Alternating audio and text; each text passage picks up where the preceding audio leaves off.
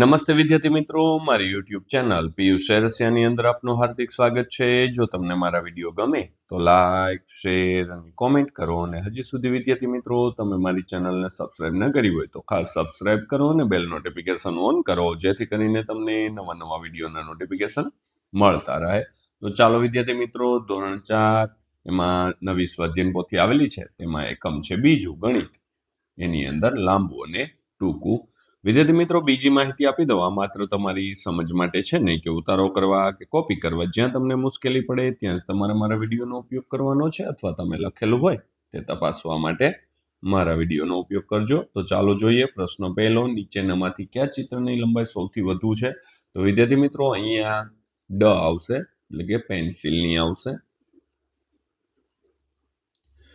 ત્યારબાદ બીજા નંબરનો પ્રશ્ન છે, નીચેના ચિત્રમાંથી આકાશમાં ઉડતા કેટલાક પક્ષીઓ છે, જે દરેક પક્ષીની માપપટ્ટી વડે લીટી દોરેલી જોડો, તેનું માપ લખો અને નીચેના પ્રશ્નોના જવાબ આપવાના છે। તો અહીંયા વિદ્યાર્થી મિત્રો સેમી લખેલા છે, તમે પણ ન લખ્યા હોય તો લખી દેજો માપીને। ત્યારે એની અંદર 1 થી 6 પ્રશ્ન છે। પોપટ અને કબૂતર વચ્ચેનું અંતર કેટલા સેમી? તો 4 સેમી। ચકલી અને પોપટ વચ્ચેનું અંતર કેટલા સેમી? તો કે 7 સેમી। ત્યારબાદ જે ત્રીજું, કાગડા અને કબૂતર વચ્ચેનું અંતર 7 સેમી આવશે। પછી મોર અને કબૂતર વચ્ચેનું અંતર 11 સેમી આવશે। અને કયા બે પક્ષીઓ વચ્ચેનું અંતર સૌથી ઓછું છે? તો કે પોપટ અને કબૂતર। અને છેલ્લો પ્રશ્ન, કયા બે પક્ષીઓ વચ્ચેનું અંતર સૌથી વધુ છે? તો ચકલી અને મોર આવશે।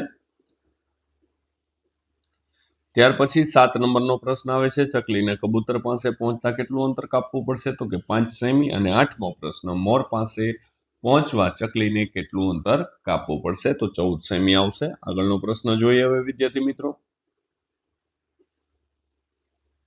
પ્રશ્ન નંબર 3, માપ માટે કયો એકમ યોગ્ય રહેશે? સેમીમીટર કે કિમી? તો પહેલામાં મીટર, બીજામાં સેમી, ત્રીજામાં કિમી, ચોથામાં મીટર, પાંચમામાં મીટર, છઠ્ઠામાં સેમી, સાતમામાં સેમી, આઠમામાં મીટર, નવમામાં મીટર અને 10મામાં કિમી। વિદ્યાર્થી મિત્રો, અહીંયા મેં માત્ર જવાબ બોલ્યો છું, એનું કારણ છે તમે પણ લખેલું છે, ચેક કરી લેજો। સેમીમીટર અને કિમી વિશેની તમને તો ખબર જ છે। પ્રશ્ન નંબર આવે છે 4, નીચે આપેલા ચિત્રની લંબાઈ માપીને લખો, તેનાથી નાની લંબાઈનું ચિત્ર દોરી તેની લંબાઈ લખવાની છે। તો વિદ્યાર્થી મિત્રો, અહીંયા આનું માપ કરો તો આ 6 સેમી છે, તો આપણે એના કરતા નાનું કરવાનું હોય તો અહીંયા 5 સેમી કરી શકાય। અને ત્યાર પછી 5 નંબરનો પ્રશ્ન છે કે આ દિવાસળી કરતા 2 સેમી મોટી દિવાસળી દોરવાની, તો આ 5 સેમીની હોય વિદ્યાર્થી મિત્રો, તો આ 7 સેમીની થશે। આગળ જોઈએ હવે પ્રશ્ન નંબર 6, નીચેની ખાલી જગ્યા પૂરો। 1 મીટર બરાબર 100 સેમી, 200 સેમી બરાબર 2 મીટર, ત્યારબાદ ત્રીજું 1000 સેમી બરાબર 10 મીટર, 5 મીટર બરાબર 500 સેમી, 16 મીટર બરાબર 1600 સેમી, 1 કિમી બરાબર 1000 મીટર, 2000 મીટર બરાબર 2 કિલોમીટર અને 8માં આવશે 3000 મીટર બરાબર 3 કિલોમીટર। ત્યારબાદ 9 નંબરમાં 3 કિમી બરાબર 3000 મીટર, 5 કિમી 200 મીટર એટલે 502 મીટર, 5002 મીટર આવશે। અને 4700 મીટર બરાબર 4 કિમી અને 700 મીટર આવશે। વિદ્યાર્થી મિત્રો, આગળનો પ્રશ્ન જોઈએ। નીચેની માપપટ્ટી લંબાઈ આશરે કેટલી છે? તો 6 સેમીની છે। વિદ્યાર્થી મિત્રો, તમે જોઈ શકો છો અહીંયા આકા છે 6 બતાવવામાં આવ્યા છે। ત્યાર પછીનો પ્રશ્ન આવે છે, એક શાળામાં 400 મીટર દોડની સ્પર્ધા યોજવામાં આવી છે, તેમાં 5 વિદ્યાર્થીઓએ ભાગ લીધો। થોડા સમય બાદ તેમના સ્થાન આકૃતિમાં દર્શાવ્યા પ્રમાણે છે, તે પરથી નીચેના પ્રશ્નોના જવાબ આપવાના છે। રાકેશ, મીના, કિશ, હુસેન અને ઉષા છે। તો જોઈએ એના પ્રશ્નો।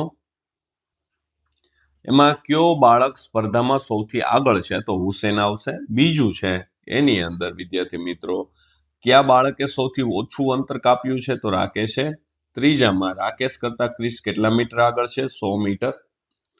ઉષા કરતા રાકેશ કેટલા મીટર પાછળ છે? તો 150 મીટર। કયા બાળકે સ્પર્ધાનું અડધું અંતર કાપ્યું છે? તો ક્રિશે। કયો બાળક સૌથી પહેલા સ્પર્ધા પૂર્ણ કરશે? તો હુસેન।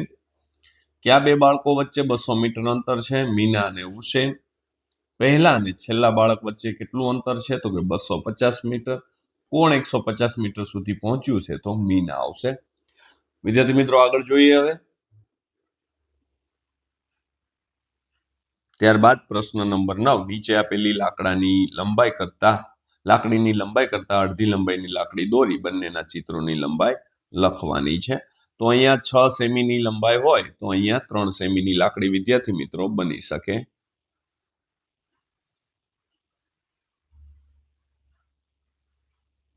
તમે દોરી દેજો, બાકી હોય. આગળ જોઈએ. 10 નંબરમાં છે, નીચેના પેન ચિત્રની લંબાઈ બમણી કરવી હોય તો કેટલી થાય? 11 હોય તો અહીંયા 22 થશે. ત્યાર પછી વિદ્યાર્થી મિત્રો 11 નંબરે 3 મિત્રો દરરોજ બગીચાની ફરતે દોડવા જાય છે. પ્રકાશ 2 કિમી, હિતેશ 4 કિમી, સમીર 5 કિમી દોડે છે. તો તે પરથી નીચેના પ્રશ્નોના જવાબ આપવાના છે. તો પહેલામાં 2, બીજામાં 4, ત્રીજામાં 5, ચોથામાં 3 અને પાંચમામાં પ્રકાશ અને છઠ્ઠામાં 3 કિમી આવશે. વિદ્યાર્થી મિત્રો, શાળાના દરવાજાથી પ્રિયાનું ઘર ઉત્તર દિશામાં 500 મીટર અંતરે અને કેવિનનું ઘર દક્ષિણ દિશામાં 600 મીટર અંતરે આવેલું છે. તો પ્રિયા અને કેવિન ઘર વચ્ચે કેટલું અંતર છે? તો 1 કિલોમીટર 100 મીટર થશે. ત્યાર પછી 13 નંબરનો પ્રશ્ન, 10.6 સેમી લંબાઈની લાકડી દોરવાની છે. તો વિદ્યાર્થી મિત્રો, અહીંયા તમારી પાસે સ્કેલ હોય તેમાંથી લઈ અને 10.6 સેમીની લાકડી દોરવાની છે. તો તમે દોરી અને માપી લેજો. આ તમારા માટે ગૃહ કાર્ય છે. ત્યાર પછી 14 નંબરે છે, દુકાનદાર પાસે 5 મીટર લંબાઈનો કાપડનો ટુકડો છે. તેમાંથી તેને કરણને 2 મીટર 75 સેમી લંબાઈ કાપડનો ટુકડો કાપી આપે છે. હવે દુકાનદાર પાસે બચેલ કાપડની લંબાઈ કેટલી હશે? તો વિદ્યાર્થી મિત્રો, 5 મીટર ઓછા 2.75 કરીએ તો સેમી અને મીટરના બાદબાકી કરવાની છે. તો 2 મીટર અને 75 સેમી જેટલું એની પાસે દુકાનદાર પાસે બાકી વધશે. ત્યાર પછી આગળનો પ્રશ્ન આવે છે, ધોરણ 4ના વિદ્યાર્થીઓ 50 મીટરની દોડ સ્પર્ધામાં ભાગ લે છે. જે ચિત્ર નીચે દર્શાવે છે, તો કિશન, ધર્મેશ, કૃપાલી ને જયપાલ. તો તેના પરથી પ્રશ્નોના જવાબ આપવાના છે. તો કે ધર્મેશ અને જયપાલ વચ્ચેનું અંતર 15 મીટર આવશે. વિજય રેખાની સૌથી નજીક કોણ છે? તો કે ભાઈ કિશન 5 મીટર છે. ધર્મેશને કિશન સુધી પહોંચવા કેટલું અંતર કાપવું પડે? તો 10 મીટર. ચોથું છે, કૃપાલી અને ધર્મેશ વચ્ચેનું અંતર કેટલું છે? તો કે 5 મીટર.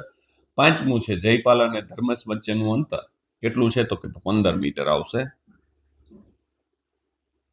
16 નંબરનો પ્રશ્ન, પ્રિયંકાએ 1 મીટર 75 સેમી લાંબો કૂદકો માર્યો તો આદિત્યએ 2 મીટર 10 સેમી લાંબો કૂદકો માર્યો. તો બંનેની લંબાઈનો તફાવત. તો અહીંયા બાદબાકી કરવાની છે વિદ્યાર્થી મિત્રો મીટર અને સેમીની. તો 0.75 એટલે કે 35 સેમીનો તફાવત થશે.